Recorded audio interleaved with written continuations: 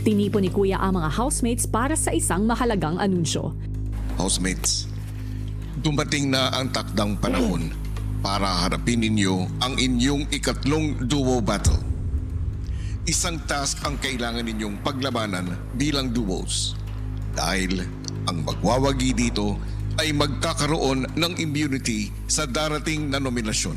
Kaya naman, housemates, paghandaan nyo na ito. Hello guys. Let's go, guys.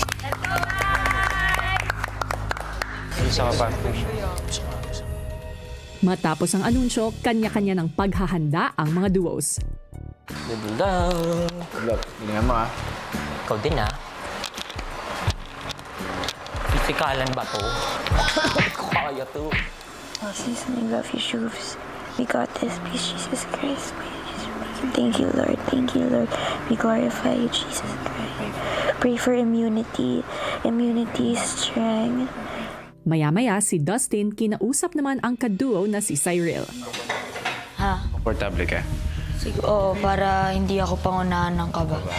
Para pag nakita kong okay Super ka, comfy. Sige. kakalma na ako. Game. Ang dapat natin iwasan, mataranta. Maya-maya, isa-isa nang ipinatawag ni Kuya ang mga duo sa garden area para sa pagsisimula ng task. Stick. Saan kayo tayo? To, tapos... Para sa kanilang duo battle, ang isang housemate ay kailangan maghagis ng mga hanger at maisabit ito sa bar na hawak ng kanyang kaduo na nakatayo sa kabilang point. Ang duo na makapagsabit ng pinakamaraming hanger sa loob ng 5 minuto ang siyang magkakamit ng immunity mula sa nominasyon. Pagkalagay, lagay mo agad. Magsisimula ang inyong duo battle Lagay ko. ngayon. Pa-straight mo, ate. Diretso. Okay. Ikaw, gusto mo ako muna? Sige. Try mo. Ang una po munang sinubukan is ako muna yung maghahagis po sana ng hanger. Try lang po kung kaya ko, kung mas okay na ako. Pero nung na-feel ko, kuya, nung after ng 3 throws, no, na parang umiikot na yung hanger, mali ko. Palit po agad kami. Sabi ko, ako na lang po sasalon. Ay. Oh my God. Try ko baliktad ata.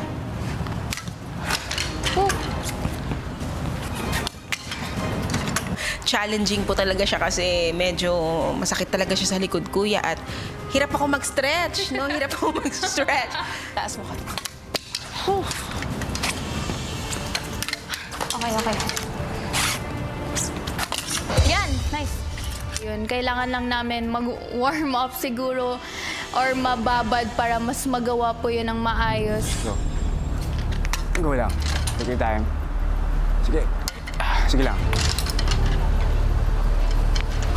Sorry. Okay lang. Okay lang. Ganon, no? Yep. Okay, lapit na. Tuwing hindi po sumasabit yung mga hangers, sinasabi ko kay Sai na bato ka lang ng bato. Kasi hindi talaga siya isang bato sure na sasabit siya eh. Kahit na maganda yung bato mo, kahit maganda yung pagkasalo ko, minsan talagang tumatalsik. Tama yun. Tama. Nice one! It's okay.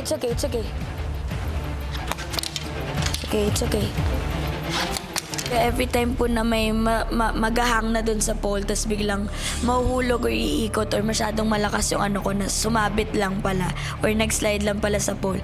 Parang inaalala ko po kung paano ko siya binato, tapos lalo kong iko-control yung kamay ko kung saang direction lang siya, gano'n lang siya talaga kalakas dapat para same lang sa pacing namin ni Dustin. Gaya ni na Dustin at Cyril, hirap ding dumiskarte ang iba pang mga duos. Same lang kanina. Kahit pababa.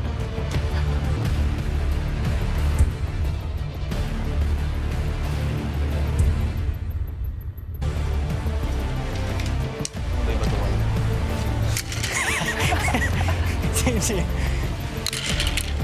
It really takes time for me to get used to something. So, yung ano siya sa akin ko yun, biglaan, kaya siguro mahirap po talaga.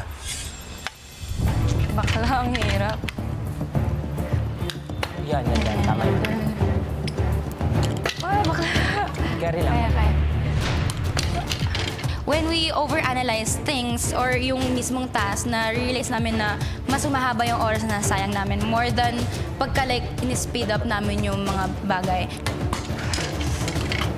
Hindi pa tayo pag... Yun.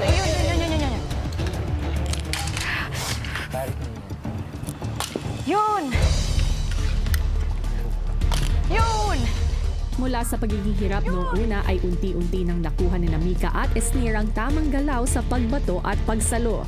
Gaya nila, nakahanap rin ng tamang ritmo ang ilang duos. Ganun.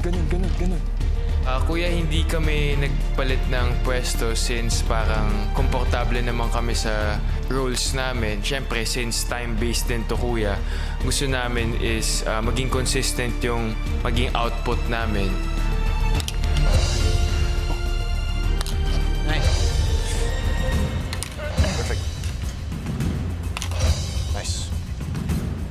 Perfect, Josh.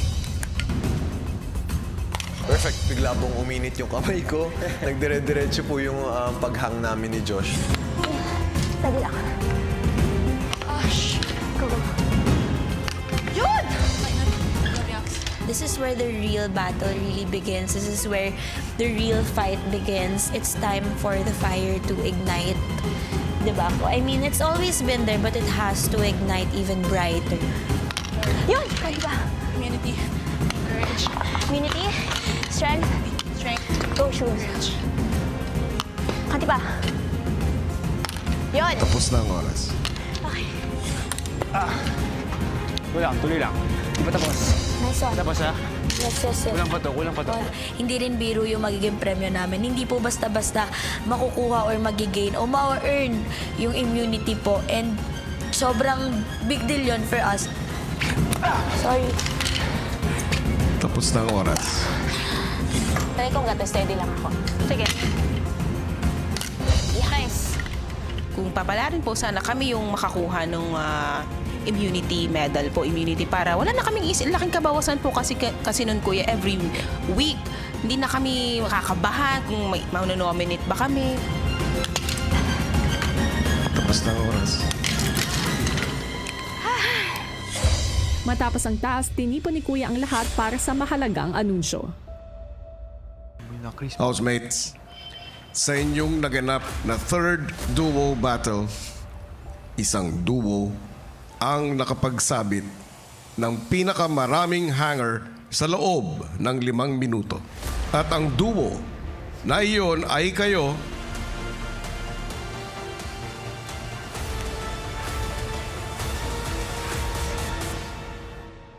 Esnir at Mika.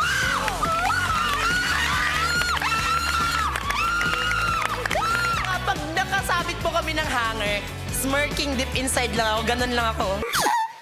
Pero outside kuya, ganun lang. Wala po akong reaction, pero deep inside kuya, grabe. Siguro humihiyaw na ako kasi ganun ako. Yan. Same lang pala. Yun!